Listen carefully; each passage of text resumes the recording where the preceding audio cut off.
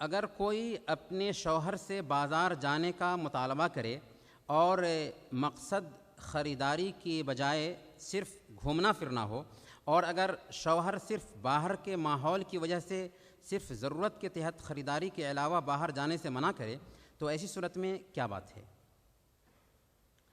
ایک شوہر اور بیوی کا جو رشتہ ہوتا ہے وہ نہایت ہی نازک رشتہ ہوتا ہے، اور وہاں پر قاعدہ یہ ہے کہ لا یفرق مؤمن مؤمنۃ ان کرہ منہا خلقا رضی منہا آخر۔ کوئی مومن اپنی مومنہ بیوی کو ناپسند نہ کرے، مبغوض نہ ٹھہرائے۔ اگر اس کی کوئی ایک عادت ناپسند ہے تو بہت ساری ایسی عادتیں ہوں گی جو اس کو پسند ہوں گی۔ اس لیے اگر کوئی بیوی اپنے شوہر سے مطالبہ کرتی ہے کہ اس کو اپنے ساتھ میں مارکیٹنگ کے لیے لے کر جائے، اور عورت پردے کے ساتھ میں مارکیٹ کے لیے نکلتی ہے، تو اس میں کوئی حرج کی بات نہیں ہے۔ شوہر کو چاہیے کہ اپنی بیوی کی اس خواہش کو پورا کرے، البتہ باپردہ ہو کر کے ہی نکلنا چاہیے۔